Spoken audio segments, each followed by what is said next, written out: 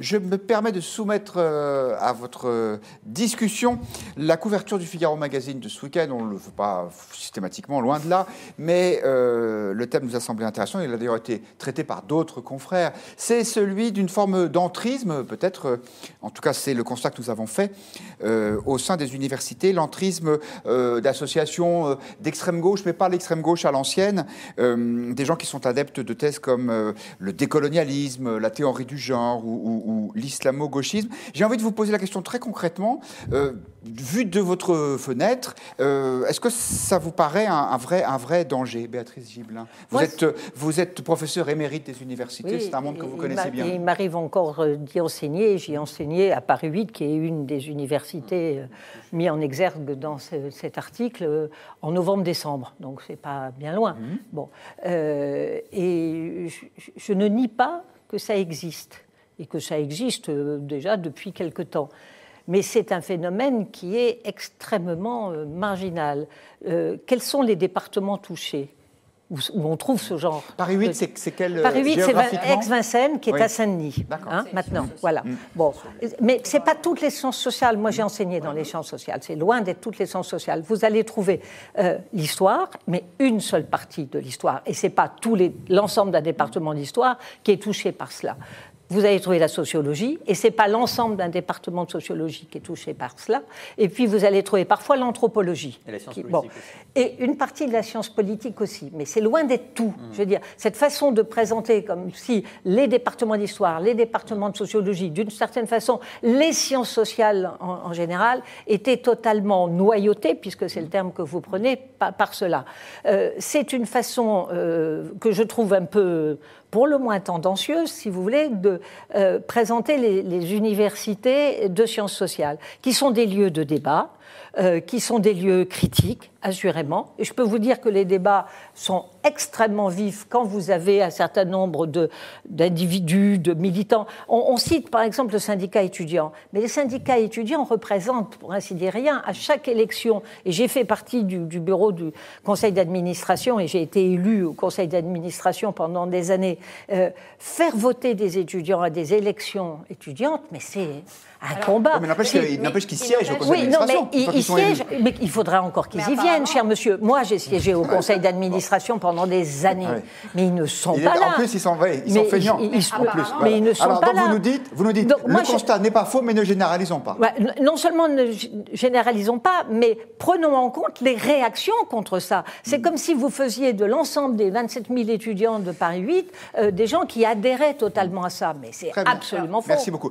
En tout cas, il y en a une qui ne réagit pas beaucoup, je le dis quand même, c'est la ministre de l'Enseignement supérieur, Frédérique Vidal, que nous avons interrogée assez longuement. C'est Judith Weintraub qui a réalisé ce dossier, qui est allée la voir. Et en gros, elle dit « Oui, mais vous savez, c'est marginal, et puis de toute façon, c'est la liberté académique, donc on fait ce qu'on veut. » Barbara Lefebvre. Moi, j'estime, j'entends tout à fait votre témoignage de l'intérieur, mais moi, je connais aussi beaucoup d'enseignants, de maîtres de conférences notamment, qui doivent subir des pétitions. Alors, en effet, vous avez raison, ils ne participent peut-être pas beaucoup aux élections syndicales, mais alors, qu'est-ce qu'ils pétitionnent contre leurs enseignants, contre les invités de leurs enseignants dans certains colloques?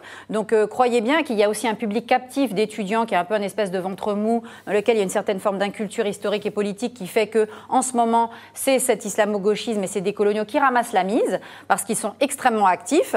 Donc moi, je crois au contraire que ce n'est pas une menace qu'il faut minorer, parce que c'est toujours la même chose. Les minorités tyranniques sont toujours les plus dangereuses. Donc effectivement, il y a une majorité qui est une majorité silencieuse qui subit.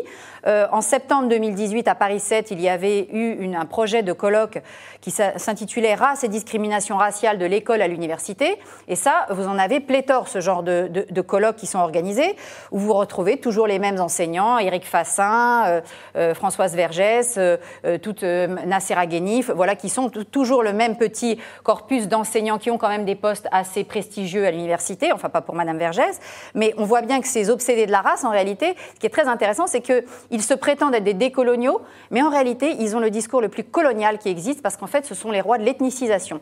Et pour moi qui ai travaillé sur l'ethnicisation dans l'Afrique, juste le lien entre l'Afrique précoloniale et l'Afrique coloniale, j'ai travaillé sur les processus d'ethnicisation par l'administration coloniale.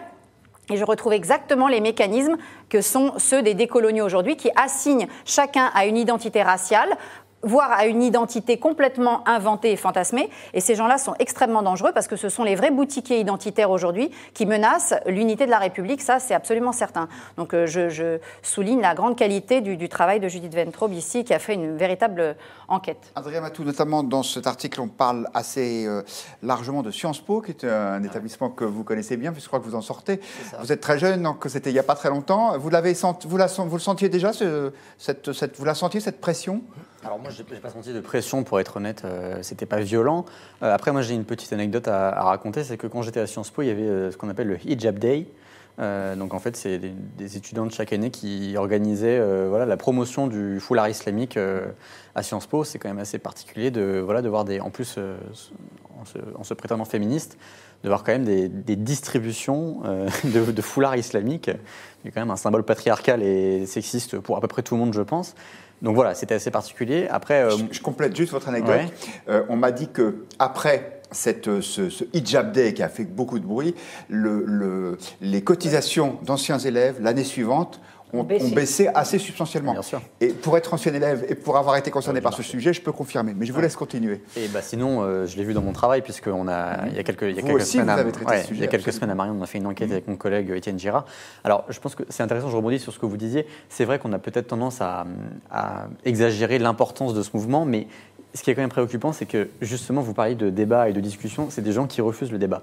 C'est des gens qui cherchent à annuler des colloques, qui cherchent à boycotter des cours, à empêcher des sujets d'études. Et je vous donne juste un exemple.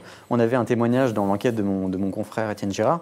On avait un docteur en sciences politiques qui nous avait dit « Si tu n'es pas bourdieusien et que tu n'as pas d'appétence pour les thèmes du genre et de la race, tu n'as vraiment pas beaucoup de chances d'obtenir un poste dans certains départements de sciences politiques. » Donc c'est quand même assez inquiétant de voir que certains départements, je suis d'accord pas tous, sont tenus par des gens qui, en fait, imposent comme condition le fait d'adhérer à leur thèse pour qu'on puisse travailler. Je conteste complètement ça, parce qu'il ne faut pas savoir comment se passe une commission de recrutement. C'est un témoignage pour le coup. C'est un témoignage, mais vous savez comme moi que les témoignages sont à prendre parfois avec peu de distance. Mais c'est pas le seul, pour le coup. Vous allez toujours en trouver. Il y a toujours des gens qui ont été candidats qui n'ont pas été recrutés. Ça, là, c'était quelqu'un en poste pour le coup. C'est quelqu'un en poste. Mais vous pensez qu'il n'y a pas de sélection par l'idéologie ? C'est extrêmement difficile. C'est quand même très difficile parce que, il y faut maintenant la parité homme-femme. Il y faut une majorité. Non, d'accord, mais enfin, c'est quand même pas toujours évident de trouver exactement les gens qu'il faut pour penser comme vous. Il faut que vous ayez des gens qui viennent d'universités extérieures, pour plus de la moitié.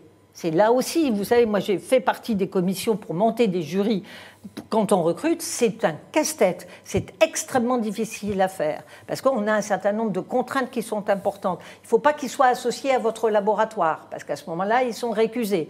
Donc vous voyez, vous avez quand même un certain nombre de garde-fous et vous avez un minimum de nombre de gens qui sont correspondants avec la taille de votre département et de votre laboratoire. C'est-à-dire qu'on a parfois des commissions qui sont avec 20 personnes.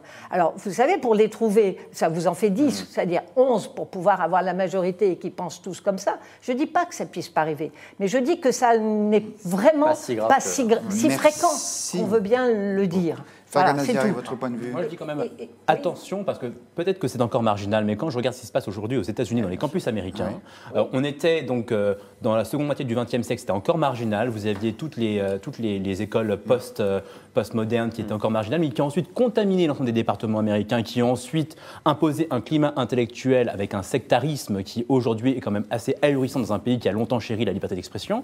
Et quand on voit ça et qu'on voit que tout ceci finalement se réexporte en Europe, parce qu'à la base c'est quand même des cours intellectuels français, c'est les Français qui ont exporté ces idéologies-là aux États-Unis, et ensuite c'est revenu, donc comme fois on arrive à exporter quelquefois.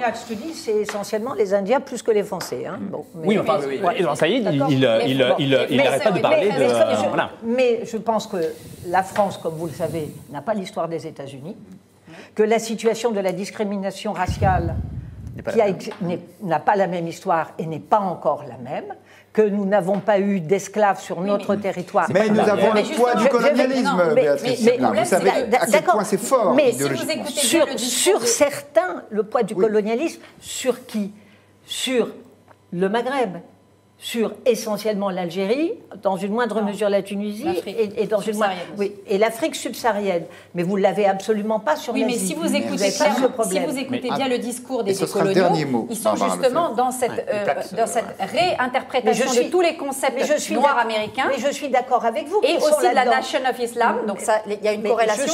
Je voudrais juste préciser une chose, c'est que ces mouvements décoloniaux vivent sur la bête, parce que la plupart sont des associations largement subventionnées, tout comme d'ailleurs beaucoup de ces enseignants qui les cooptent et qui les aident. Tous ces gens-là qui passent leur temps à dénoncer le racisme d'État vivent en tout cas des subsides de l'État. Donc là-dessus, la contradiction, c'est aussi leur fort. Merci beaucoup à tous les quatre. Il y a débat aussi chez nos internautes, même s'il y a une majorité assez forte, presque les 2/3, qui considèrent que oui, c'est vrai, ces idées sont en train de pénétrer l'université. Pour vous faire votre propre point de vue, je vous renvoie au dossier du Figaro Magazine de ce week-end.